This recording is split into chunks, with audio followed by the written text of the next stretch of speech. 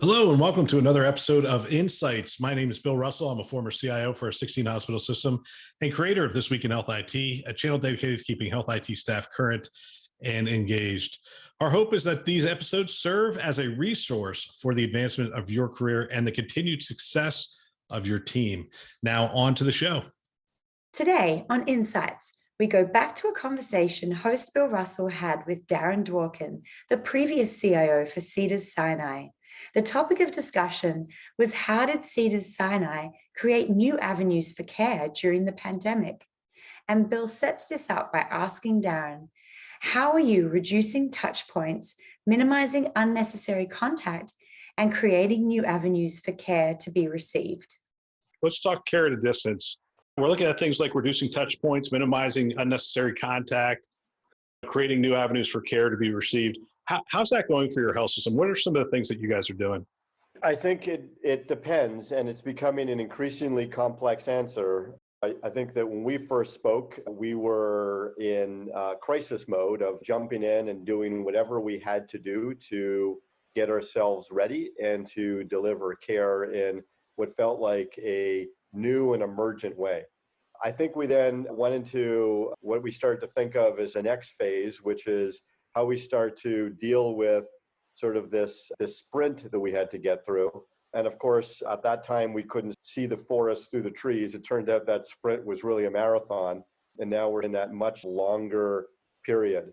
And I think the reality is that we're seeing lots of different things we need to do for different parts of our care setting, much in the same way we wouldn't refer to the idea of we're planning for doctor visits.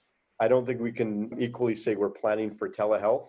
The initial things we did for telehealth were broad, but now they're becoming a lot more focused. So we're quickly starting to think of these touchless, the telehealth, the sort of the digital pieces we're overlaying onto the health system, not as one broad layer, but really as enabling technologies for the different types of care that we provide in the different settings that we provide it. So I'll give you a couple of quick examples. It's been very clear to us that telehealth measured against follow-up visits in surgical care is something completely different than on-demand video visits as perhaps a substitute to going to see your primary care physician or urgent care. They're really at opposite ends of the spectrum. Similarly, some of the video visit work that we've done or the telehealth visit platforms that we've stood up to enable some of our subspecialty care, very, very different than what you need to do in an ambulatory setting in and around internal medicine. And so really starting to understand the differences between that and making sure that we're building the right types of enabling technologies for each one is becoming more and more important.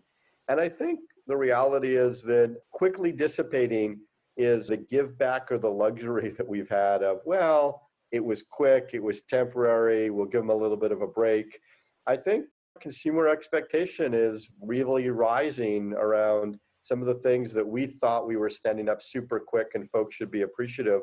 As the months are going on, you really have to harden them.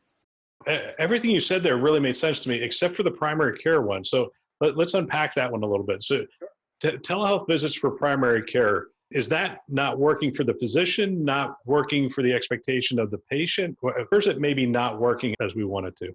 You know, it's interesting. I think the honest answer is I'm not sure we know yet, but I will say that our observations around primary care telehealth has probably been similar to everybody else's. It was hovering at a low level.